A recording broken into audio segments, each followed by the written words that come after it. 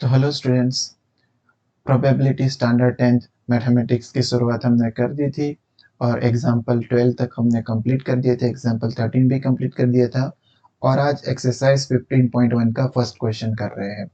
तो चलिए देख लेते हैं, एक्सरसाइज 15.1 को कंप्लीट करते हैं। चलिए शुरू करते हैं। तो क्वेश्चन नंबर 1 क्या कह रहा है? Complete the following statements. First part है उसका probability of event E plus probability of event not ई।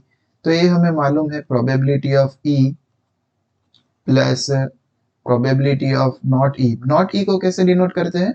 ई बार से डिनोट करते हैं और उन दोनों का सम हो जाता है 1। और इन दोनों को कॉम्प्लीमेंट्री इवेंट्स भी बोलते हैं। इन दोनों को क्या बोलते हैं? एक दूसरे के कॉम्प्लीमेंट्री इवेंट्स भी बोलते हैं। कॉम्प्लीमेंट्री इवेंट्स ई और ई बार एक दूसरे के क्या होते हैं?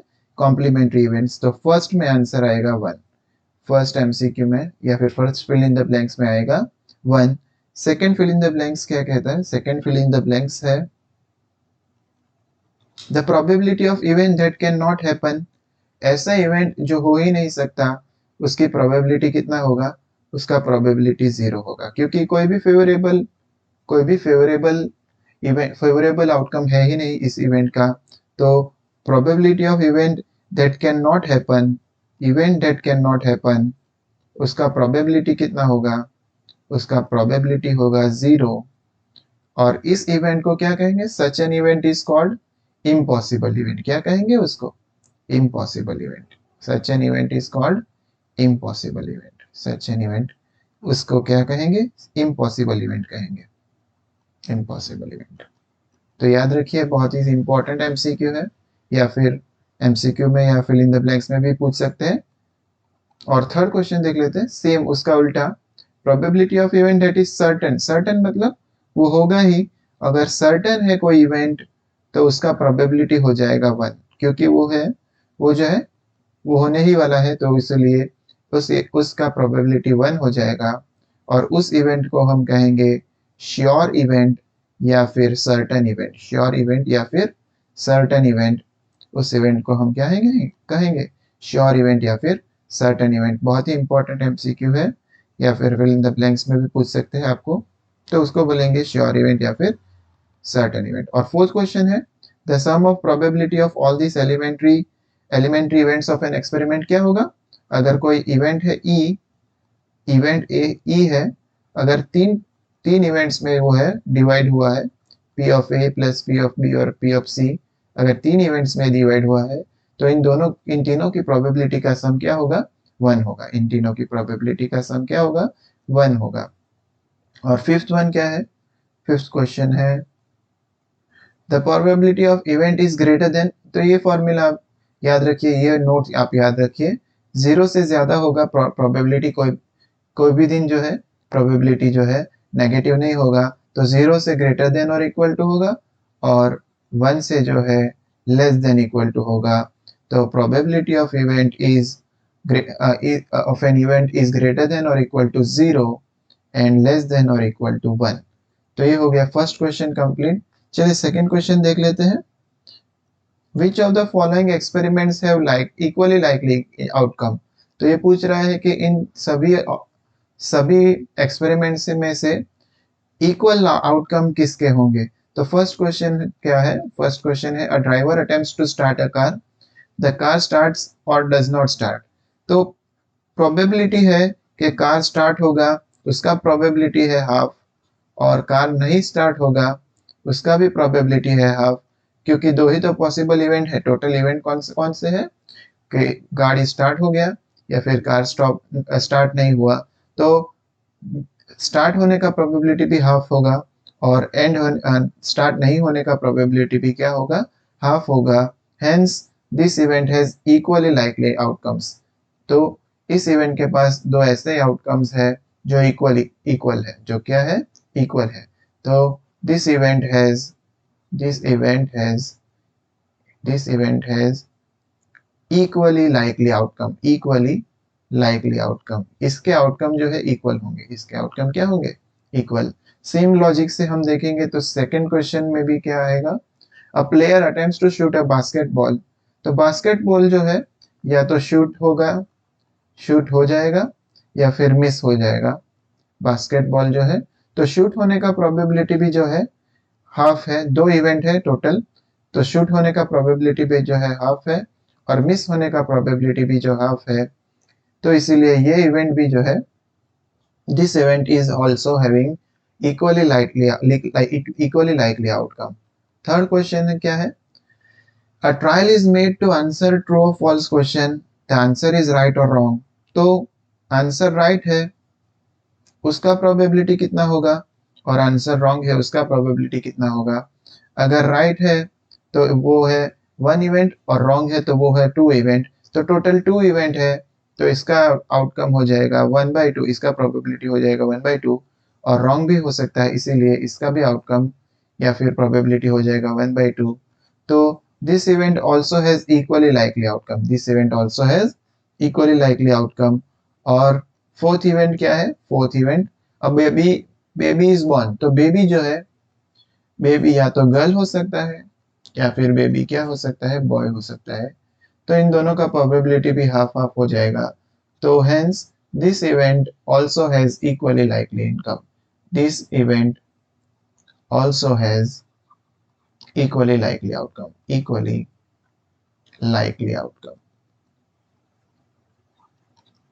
ठीक है, तो ये क्वेश्चन सेकंड हो गया। सभी इवेंट्स के लिए प्रोबेबिलिटी क्या है? इक्वल है, प्रोबेबिलिटी क्या है? इक्वली लाइकली आउटकम्स है सभी। चलो थर्ड क्वेश्चन देखते हैं। Why is tossing a coin considered to be a fair way of deciding? जब हम कॉइन को टॉस करते हैं, जब कॉइन टॉस होता है तो प्रोबेबिलिटी तो सिर्फ दो ही इवेंट पॉसिबल है, या तो हेड गिरेगा या फिर टेल गिरेगा, बराबर। तो हेड गिरने के चांसेस भी है 1/2 और टेल गिरने के चांसेस भी है 1/2।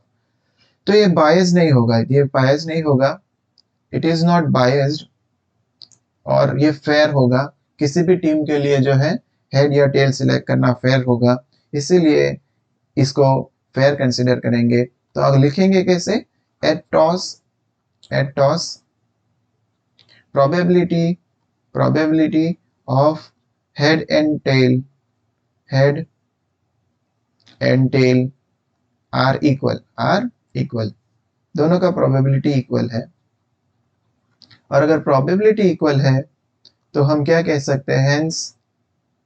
Hence it is a fair chance, it is a fair way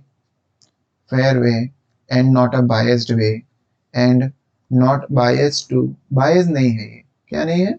not biased to any team, किसी भी टीम के लिए bias नहीं है, hence it is a any team। तो इसीलिए आंसर आप क्या लिख सकते हो कि hence it is fair way to decide which team should get the ball at the beginning। और ये नेक्स्ट क्वेश्चन देख लेते हैं, fourth question. Which of the following can not be the probability of an event? हमें मालूम है किसी भी इवेंट का प्रोबेबिलिटी जो है कभी भी नेगेटिव नहीं होगा, हेंस आंसर क्या आएगा? B, probability can never be negative, probability, किसी भी इवेंट का प्रोबेबिलिटी नेगेटिव नहीं होगा, probability can never be negative. तो ये हो गया इसका आंसर। और फिफ्थ क्वेश्चन पूछ रहा है, फिफ्थ क्वेश्चन है प्रोबेबिलिटी ऑफ, एक इवेंट दे दिया है, इस इवेंट का प्रोबेबिलिटी ई का इवेंट दे दिया है 0.05, हमें फाइंड करना है probability of not E, not E का प्रोबेबिलिटी फाइंड करना है। नॉट ई को कैसे डिनोट करेंगे? P of E bar, complementary events भी बोलते हैं इन दोनों को, कॉम्प्लीमेंट्री इवेंट्स। और पी ऑफ ई बार का फॉर्मूला हमें मालूम है 1 माइनस पी ऑफ ई, तो ये हो जाएगा 1 माइनस 0.05, तो ये आ जाएगा 0.95, तो आंसर आता है 0.95। तो प्रोबेबिलिटी ऑफ नॉट ई हो जाएगा 0.95। चलिए नेक्स्ट क्वेश्चन देख लेते हैं। अ bag contains lemon flavoured candies only, सभी लेमन फ्लेवर्ड कैंडीज ही है, एक बैग में है, सभी लेमन फ्लेवर्ड कैंडीज है। तो वो पूछ रहा है मालिनी जो है, मालिनी इसमें से एक कैंडी निकालती है, Malini takes out a candy from it without looking into the bag. What is the probability that she takes out an orange colored frame and orange flavored candy? तो सपोज ए इवेंट है, हम ले लेते हैं कि Malini takes out orange colour candy, Malini takes out orange candy. Orange candy जब निकालेगी तो फेवरेबल आउटकम कितने होंगे इस टाइम? फेवरेबल आउटकम क्या होगा इसका? 0 होगा। क्यों? क्योंकि अंदर जो है सभी लेमन कैंडीज है, ऑरेंज कैंडी तो कोई है ही नहीं, तो फेवरेबल आउटकम 0 होगा इसका। तो प्रोबेबिलिटी कितना हो जाएगा? 0। ऑब्वियसली सभी लेमन कैंडीज है तो उसमें से ऑरेंज कैंडी निकलने का प्रोबेबिलिटी तो 0 ही होगा। और सेकंड क्वेश्चन इससे उल्टा है। इस इवेंट को हम जनरली इम्पॉसिबल इवेंट या इम्पॉसिबल इवेंट भी बोलते हैं। इस इवेंट को क्या बोलते हैं हम? इम्पॉसिबल इवेंट भी बोलते हैं। और जो लेमन फ्लेवर्ड कैंडी जो है, लेमन फ्लेवर्ड कैंडी निकलने का फेवरेबल आउटकम क्या है? सभी लेमन कैंडी ही है, तो प्रोबेबिलिटी इसका हो जाएगा, प्रोबेबिलिटी हो जाएगा 1, क्योंकि टोटल आउटकम जो है वो भी फेवरेबल आउटकम के इक्वल है। और इस इवेंट को हम श्योर इवेंट या फिर सर्टेन इवेंट भी बोलते हैं, श्योर इवेंट या फिर सर्टेन इवेंट भी बोलते हैं। आई होप कि आपको समझ में आ रहा है। लेमन लेमन कैंडी से भरे हुए बैग में कभी भी ऑरेंज कैंडी नहीं मिलेगा, वो इम्पॉसिबल है। और लेमन कैंडी के बैग में से अगर हम चॉकलेट कैंडी निकालेंगे तो वो एक लेमन कैंडी ही होगा, मतलब ये श्योर इवेंट है। चलिए नेक्स्ट क्वेश्चन देख लेते हैं, question number 7। It is given that in the group of 3 students the probability of students not having the same birthday। तो चलिए एक इवेंट ले लेते हैं बी के probability of not having the same birthday।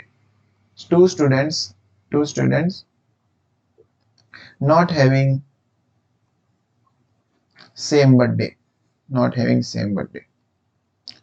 तो not having same birthday का probability दिया है हमें, probability दिया है 0.992 और हमें निकालना है what is the probability that two students have birthday. तो हमें एक्चुअली इस इवेंट का कॉम्प्लीमेंट्री इवेंट निकालना है। बी बार को हम क्या कहेंगे?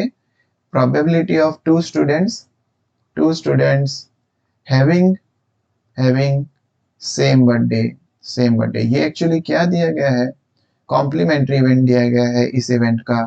तो प्रोबेबिलिटी ऑफ बी बार कैसे निकालेंगे? हमारे पास फॉर्मूला है प्रोबेबिलिटी ऑफ बी बार का 1 माइनस प्रोबेबिलिटी ऑफ बी, तो ये हो जाएगा 1 माइनस 0.992। चलिए माइनस करके देखते हैं, 1.000.992, ये हो जाएगा 10, ये हो जाएगा 990। तो ये सब 0 आ जाएंगे और लास्ट में 8, तो आंसर आ जाएगा आपका 0.08। चलिए नेक्स्ट क्वेश्चन देख लेते हैं। क्वेश्चन नंबर 7 के बाद क्वेश्चन नंबर 8, बहुत ही सिंपल क्वेश्चन है। क्वेश्चन नंबर 8, एक बॉक्स है, बॉक्स नहीं बैग है। अ बैग कंटेन्स, बैग में क्या है हमारे पास? बैग में है हमारे पास 3 रेड बॉल्स और 5 ब्लैक बॉल्स। तो टोटल कितने बॉल हो गए इधर? टोटल हो गया 3 + 5, 8 बॉल्स हो गए। टोटल कितने बॉल्स हो गए हमारे पास? 8 बॉल्स होंगे। अब ball is drawn at random, हमको एक बॉल निकालना है। What is the probability that ball is a red colour? तो ball is a red colour, उसको इवेंट ए कह दो कि ball drawn is red, ball drawn is red. इसका प्रोबेबिलिटी निकालना है। तो इसके लिए फेवरेबल आउटकम कितने हैं? इसके फेवरेबल आउटकम जो रेड निकलेगा उसके है 3 आउटकम्स फेवरेबल है, क्योंकि 3 बॉल्स जो है बैग में है रेड कलर के। तो प्रोबेबिलिटी ऑफ ए क्या हो जाएगा? Total number of favourable outcomes divided by total outcomes. Total outcomes है 8, तो ये आंसर आ जाएगा 3/8। आंसर क्या आ जाएगा? 3/8। चलिए, और उसके अलावा नेक्स्ट क्वेश्चन है नॉट रेड। नॉट रेड आपको समझ जाना चाहिए, ये एक्चुअली इवेंट जो है कॉम्प्लीमेंट्री इवेंट है जो ऊपर दिए गए इवेंट का। तो ए बार है, ये क्या है? ये ऊपर के इवेंट का कॉम्प्लीमेंट्री इवेंट है, कॉम्प्लीमेंट्री ऑफ ए। और इसका हमें फॉर्मूला मालूम है, इसकी प्रोबेबिलिटी का पी ऑफ ए बार हो जाएगा 1 माइनस पी ऑफ ए, और 1 माइनस पी ऑफ ए मतलब होता है 1 माइनस 3/8। ये हो जाएगा 8 माइनस 3/8। तो इसका आंसर आ गया 8 माइनस 3 होता है 5/8। 8 माइनस 3 कितना होता है? 5/8। तो ये आंसर आ गया 5/8। चलिए नेक्स्ट क्वेश्चन देख लेते हैं, क्वेश्चन नंबर 9। क्वेश्चन नंबर 9, चलिए बस आज के लिए इतना ही रखते हैं, क्वेश्चन नंबर 9 बाद में देख लेंगे। अगर आपको वीडियो अच्छा लगे तो सब्सक्राइब ज़रूर कर दीजिए और शेयर कर दीजिए। चलिए मिलते हैं अगले लेक्चर में। Thank you.